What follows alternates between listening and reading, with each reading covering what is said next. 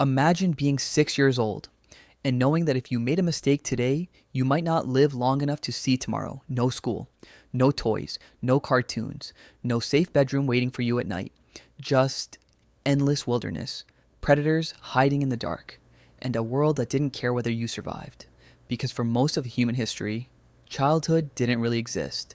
And what ancient human children did all day is far stranger than most people realize. In fact, the answer reveals something unsettling about us, something hidden beneath modern life, something we've almost completely forgotten. Because thousands of years ago, children weren't preparing for life, they were already living it. And that's where this story begins. Picture a small camp somewhere in Africa, maybe 50,000 years ago. The sun rises, adults are already moving. Some prepare for a hunt, others gather food. Everyone has a job. Everyone matters, including the children. And this is where most people get ancient childhood completely wrong. We imagine helpless kids sitting around while adults handled everything. But that's not what happened. Ancient human children were constantly watching, learning, copying, practicing, because every skill they needed to survive had to be learned from real life. There were no textbooks, nature was the classroom, and failure came with consequences, real consequences. But then something strange happened. Researchers studying modern hunter-gatherer societies discovered that children often spent surprisingly little time being directly taught. Adults rarely sat them down and explained things. There were no lectures, no homework, no structured lessons. Instead, children learned by watching, by experimenting, by playing. And that single detail changes everything. Because what looked like play was actually survival training. A group of children throwing sticks at a tree seems harmless, almost meaningless. But look closer. They're practicing hunting, a game of tracking footprints through dirt, a competition to sneak up on birds, a challenge to climb dangerous rocks. Every game contained a lesson. Every adventure trained a future adult without even realizing it. And here's the fascinating part. Children often practice skills years before they were physically capable of using them. A boy might pretend to hunt long before he could kill anything. A girl might imitate gathering plants long before she understood which ones were edible. Play wasn't separate from reality. Play was preparation for reality, which sounds beautiful, until you remember what they were preparing for. Because adulthood in the ancient world was brutal, and children knew it. Imagine watching a hunt fail, watching adults return hungry, watching people argue over food, watching injuries that never fully healed, watching sickness nobody understood, watching death, not in movies, not on screens, in real life. Ancient children grew up surrounded by realities most modern adults rarely encounter. And because of that, their understanding of life may have been profoundly different from ours. Death wasn't hidden. It wasn't pushed into hospitals. It wasn't discussed in whispers. It was simply part of existence, a constant companion. And this is where the story gets darker, because ancient children weren't just learning survival. They were learning uncertainty every single day. Today, many children grow up believing tomorrow will arrive exactly as expected. School, food, electricity, a bed, predictability. But ancient children had no such guarantee. A storm could destroy shelter, a predator could appear, a hunting trip could fail, an illness could spread. The future was unstable, and that instability shaped the human mind in ways we're only beginning to understand. Psychologists often talk about resilience. Ancient children didn't attend resilience workshops. They lived resilience every day.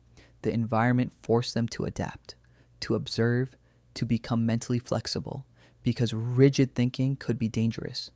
Nature rewards adaptation, and ancient children learned that lesson early. But that still isn't the most surprising thing, because some of the most important moments of their childhood happened when adults weren't around. For long stretches of the day, children often formed their own groups. They explored together, played together, solved problems together, sometimes far from adult supervision. And this may sound reckless by modern standards, but it created something remarkable: freedom, real freedom. the kind most modern children rarely experience. Imagine spending an entire afternoon wandering through forests, creating games, inventing rules, settling conflicts, building shelters, testing boundaries, not because someone assigned an activity, but because existence itself was the activity. Children became explorers, scientists, storytellers, negotiators, all at once. And the result was something modern society struggles to produce: self-reliance. But then another mystery emerges. If ancient childhood was so dangerous, why did humans allow children so much freedom? The answer reveals something profound about our species. Human beings evolved to learn through exploration, not constant instruction, not endless supervision, exploration, curiosity, experimentation. For hundreds of thousands of years, children were expected to interact directly with reality, to touch it, question it, challenge it, because curiosity wasn't a personality trait. It was a survival tool. The curious child discovered new food sources, new shortcuts, new solutions. Curiosity increased the odds of survival, and that may explain why humans became different from every other animal, because our species turned childhood into a laboratory, a period unusually long compared to most creatures. Years dedicated to learning, years dedicated to experimentation, years dedicated to becoming adaptable. And adaptability changed everything. It helped humans survive deserts, forests, ice ages, mountains, entire continents. But this is where the story becomes uncomfortable, because when we compare their childhood to ours, something strange appears. Ancient children had less safety, less comfort, less certainty, yet they often possessed more independence, more responsibility, more direct experience with reality. Meanwhile, modern childhood has become increasingly controlled, increasingly structured, increasingly protected. And protection is valuable. No reasonable person wants children facing ancient dangers, but there may be a hidden cost, because every generation faces the same challenge. How do you prepare someone for reality without letting them experience reality? Ancient humans solved this problem one way. Modern society solves it another. Neither system is perfect, but the contrast raises difficult questions. Questions about fear, questions about growth, questions about what human beings actually need. And those questions lead to an even deeper realization. Maybe the biggest difference isn't technology, or medicine, or education. Maybe the biggest difference is our relationship with uncertainty. Ancient children couldn't pretend life was predictable. Reality constantly reminded them otherwise. Modern society often does the opposite. We build systems that create the illusion of certainty, schedules, plans, forecasts, timelines. Yet beneath it all, the same uncertainty still exists. The future remains unknowable.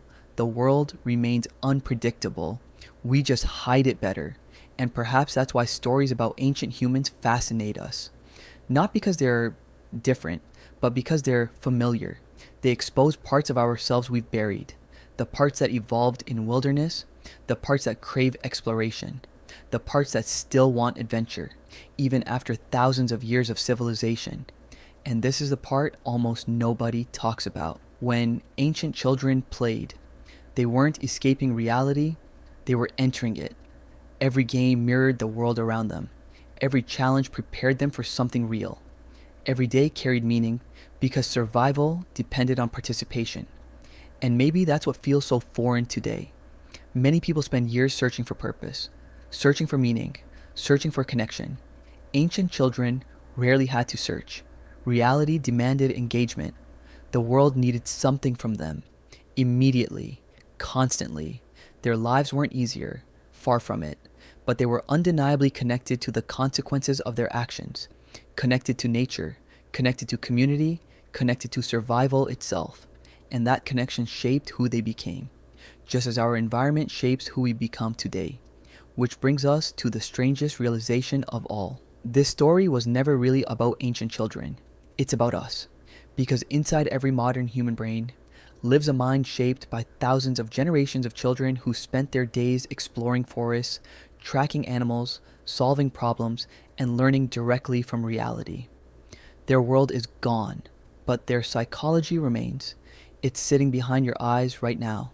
Every curiosity, every urge to explore, every desire for adventure, every fascination with mystery. Those feelings weren't designed for offices or screens or notifications. They were forged in a much older world, a world where childhood was dangerous, beautiful, uncertain, and astonishingly free. So the next time you imagine an ancient child running through the wilderness, remember this: they weren't living in humanity's primitive past. They were building humanity's future, including yours. Because every civilization, every city, every invention, every idea that exists today began with children learning how to navigate an unpredictable world. And maybe the most important lesson they left behind isn't how they survived. It's why they explored. Because the same force that drove a child into an unknown forest thousands of years ago is the same force driving humanity forward today: curiosity. And without it, none of this would exist. Not civilization, not history, not us. The wilderness disappeared. The mammoths vanished. The camps became cities. But the ancient child never truly left. They're still here, quietly waiting beneath modern life, asking the same question they've always asked: what's beyond the next horizon?